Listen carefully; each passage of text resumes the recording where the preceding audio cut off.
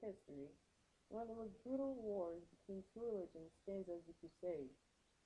They were the many attempts by the Christians to regain the Holy Land, Jerusalem, from under Muslim control.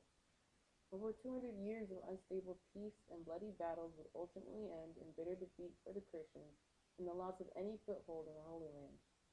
However, this spiraling downfall would not become evident until after the Third Crusade. Two very much tactical generals would clash, fighting for their respective religions and establish relationships that would be tested in years to come. If anyone but Richard the Lionheart had been Saladin's opponent, the relationship the two found would have never occurred. Therefore, the Third Crusade would have failed from the beginning, and the short time of peace there was after their deaths would have not existed.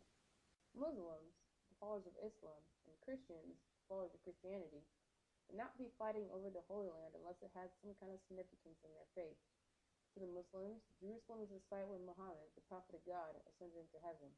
More so, Muslims believe themselves people of the Old Testament, as they originate from Ishmael, the first son of Abraham. Any place holy in the Old Testament is holy to them. To the Christian, the entire life of Jesus, the Son of God, occurred here. His upbringing, his ministry, his death, and his resurrection. Preceding the Third Crusade, two other crusades had occurred, both with very different outcomes. The First Crusade was called together by Pope Urban II in 1095 as a result from the plea of the Byzantine Emperor Alexios. Alexios was being invaded by Seljuk Turks in Anatolia and called for aid from his Catholic neighbors. Urban saw this as a chance to gain the Holy Land of Jerusalem under Roman control and to keep the many knights across Europe from fighting amongst themselves to unite for a common cause. Knights, peasants, and serfs all joined together to form this massive army, marching to Constantinople and conquering Alexios's enemies, and hence onward to siege and capture Jerusalem. They then made way to massacre the inhabitants of the city, Muslims, Jews, and Christians. This would prove to be the only successful crusade where the goals were actually achieved. With most crusaders returning home, the ones who remained established 4 western settlements in Jerusalem, Edessa, Tripoli, and Antioch. However, the Muslim forces called for a holy war, also known as jihad, against the Christians. The Seljuk general, Zangi, captured Edessa. This attack would be the birth of the Second Crusade, as King Louis VII of France and King Conrad III of Germany led the Christian army in 1147. Conrad would be brutally defeated that October at Dorylaeum. Louis and Conrad would then assemble an army of around 50,000 to attack Damascus. They would be ultimately crushed by the combined forces of Damascus's ruler and Nur al-Din, the successor of Zangi, ending the Second Crusade. The Third Crusade would not begin until the year 1189. Before this time, however, Nur al-Din would initiate a campaign of conquest throughout the Crusaders' kingdom of Jerusalem and be succeeded by Saladin, a brilliant Muslim general. It is in this crusade that Saladin and Richard the Lionheart begin a series of exchanges that would ultimately lead to a short time of peace. Saladin was a political and Muslim military leader and acted as sultan during the crusades for the Islamic forces. He was born into a Kurdish Sunni military family and rose quickly through the ranks of Muslim society by participating in Egyptian campaigns and became the head of the military expeditionary forces in 1169. Nur al-Din and Saladin were not good companions and would have clashed had Nur al-Din not died in 1174.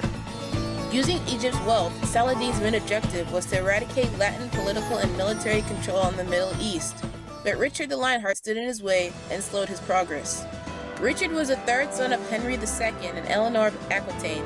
In order to raise money for the Crusades, he sold large amounts of his father's treasure to form an intimidating fleet and army and departed for the Holy Land.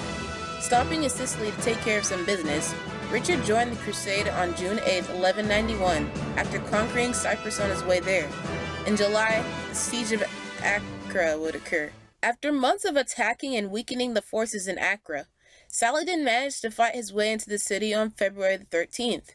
The Crusaders were able to seal the breach, and with better weather, fresh supplies and soldiers arrived. King Philip II arrived on April 20th, with Richard arriving June 8th with 8,000 men. On July 3rd, Richard's men made a crucial breach and Acre's wall, which led to the surrender of the garrison on the 4th.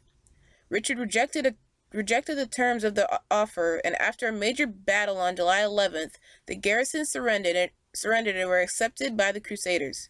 Saladin then began gathering his army and looking for a chance to conduct a prisoner exchange. After refusing the first terms, Richard called for execution of all 2,700 prisoners in his possession, which was retaliated by Saladin doing the same to all Christian prisoners in his possession. Richard then departed Acre on August 22nd, pursued by Saladin, and the Battle of Arzuf occurred on September 7th, 1191. In July 1191, after the siege of Acre, Richard began moving south, taking care to monitor supplies and water availability. He positioned his army in a way that, if necessary, he could receive support from the sea and only marched in the morning to avoid the heat. Saladin reached the town of Arsuf before Richard. He planned to use the Crusaders' undisciplined nature to break apart their formation with harassing attacks and feigned retreats. However, this tactic would fail under Richard's unyielding tact. Ultimately, Saladin's forces would fall back and flee, ending in victory for Richard.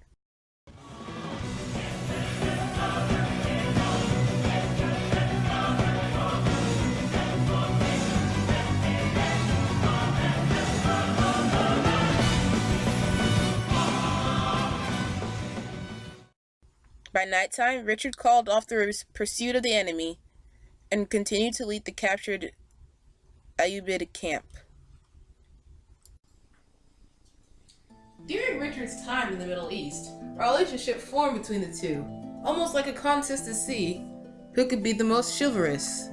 When Richard falls ill, Saladin sends his own doctors with gifts of ice drinks and fruit juice. With both sides talking instead of fighting, peace ensues as the two sign a treaty on September 2nd, 1192. Saladin and Richard never meet, but a deep respect is formed between each other. Saladin even sent a skilled singer to Richard when he requested to hear some Saracen music. It is said that once Richard's horse had been killed in battle, Saladin sent him another. All of this based on Saladin's Muslim beliefs and the fact that he admired Richard. The Muslim writer, Baha, described Richard as a very powerful man of great courage, and a king of wisdom, courage, and energy, and clever. However, some sources said that these gestures were only a way for Saladin to gain information on Richard's camp, such as supplies, soldiers, equipment, etc. It would mean that anyone Saladin sent was just a spy and undermine the words said about Saladin's character. That would also make Richard a gullible fool, the very opposite of Saladin's view of him. This means that the gestures of gifts Saladin made were all clearly made out of respect and admiration for Richard the Lionheart. In the very end, after the peace treaty, it is seen that the Third Crusade failed in its utmost objective, to return Jerusalem under Christian authority. In the treaty, it was agreed that Acre would withstand as a Christian stronghold, but Jerusalem remains under the Muslims. However, Saladin promises safe passage for pilgrims of all faiths to the holy site. A period of peace would occur for around 100 years after the death of Saladin and Richard the Lionheart. The Third Crusade marked the first of failed attempts to gain Jerusalem from Muslim hands. Even through to this very day, it is quite evident who arose as the victor. Besides that point, Richard and Saladin would become important figures to forever go down in history based on their actions and forge legacies for themselves in the years to come.